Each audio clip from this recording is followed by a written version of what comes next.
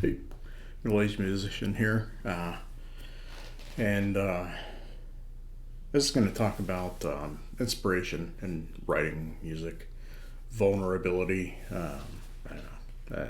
There's lots of words I could use.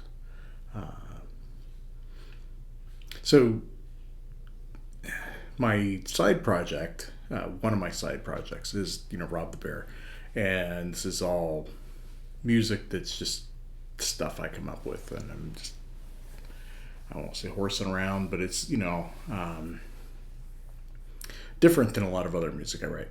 But a lot of it's pretty personal, pretty vulnerable, and I think that there's a lot of catharsis that comes about exploring that avenue for an individual, and a level of authenticity.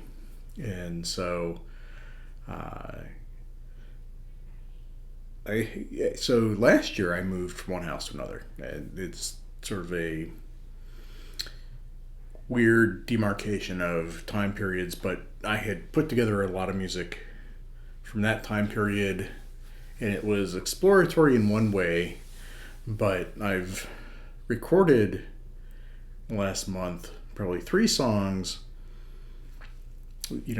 Post move, it's been actually a fair amount of time, almost a year since I moved, and they are all very introspective songs. Something that I realized coming back into it. Things that are themed along very specific mental states.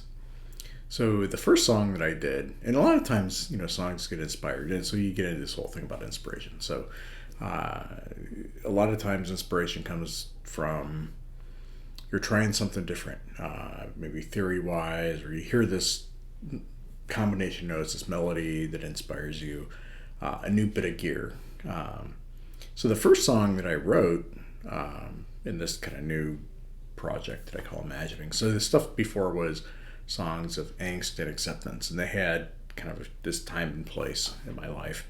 But Imagining is the first song. Is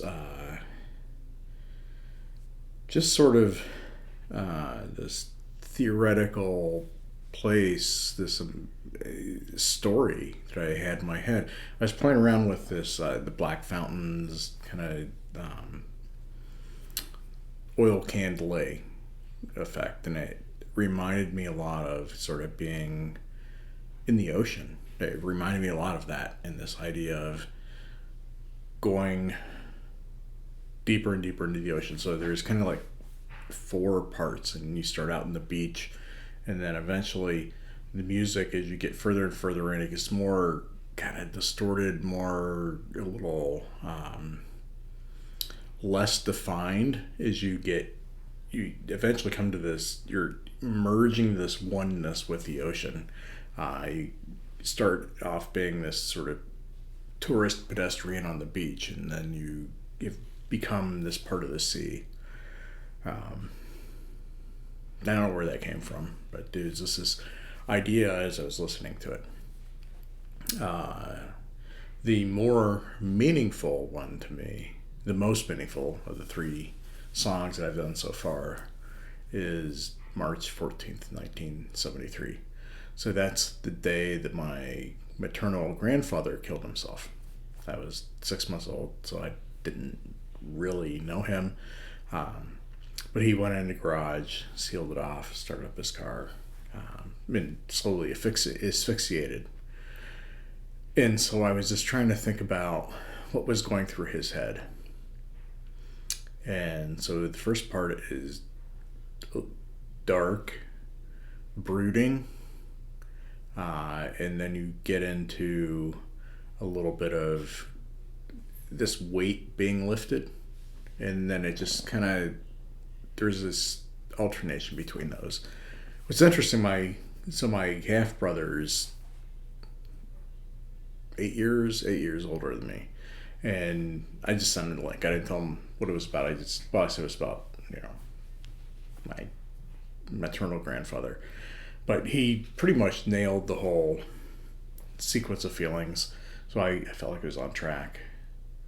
And the last one I did was Launch 1969, and I was playing around again with some pedals. Well, I had this drone generator, and then I threw in a distorted bass, a kalimba or thumb piano, and a Tibetan singing bowl.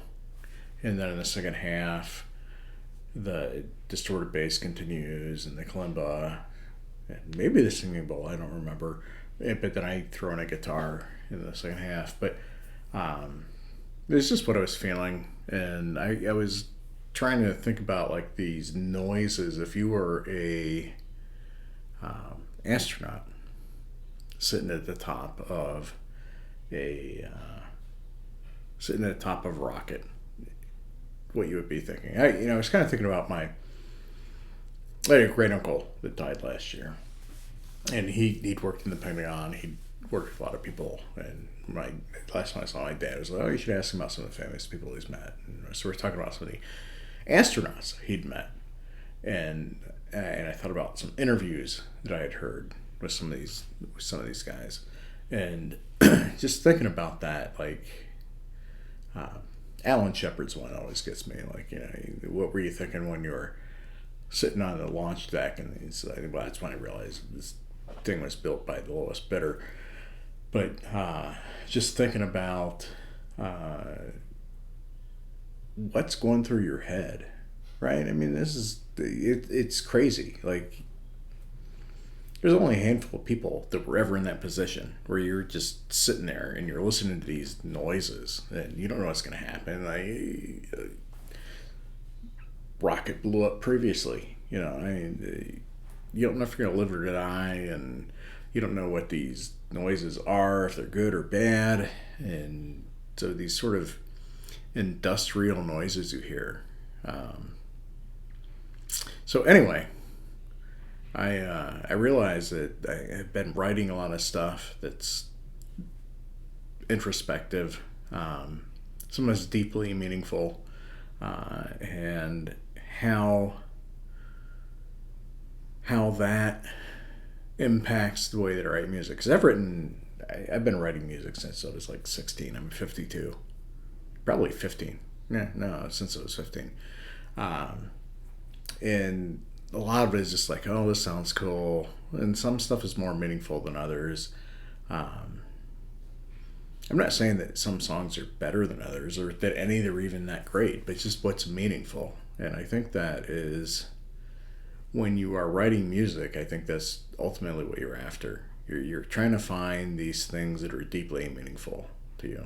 So hopefully this isn't just a bunch of gibberish. It quite likely is. I'm, in my own head quite a lot of the time. So, but I was just thinking about it, and thinking a lot about how hopefully music hopefully music you write is meaningful to somebody else. But at the end of the day, it should at least be meaningful to you. And I've definitely written things that, as I put them down on virtual tape, they do affect me. Like, I go back and look at them and listen to them and say, oh, that's interesting. I need to think about this a little bit more. So anyway, I don't know. Maybe this is a mental health PSA. I don't know what this is. Take it for what it's worth. But yeah, that's my comment for the day. I know I need to get in some gear reviews. I got some gear that I haven't dug into: the Mad Amp, the Splon, the High Tone. Lots of interesting stuff. We'll get there. So anyway, middle-aged musician signing out. Just thought I'd share some stuff. So thank you.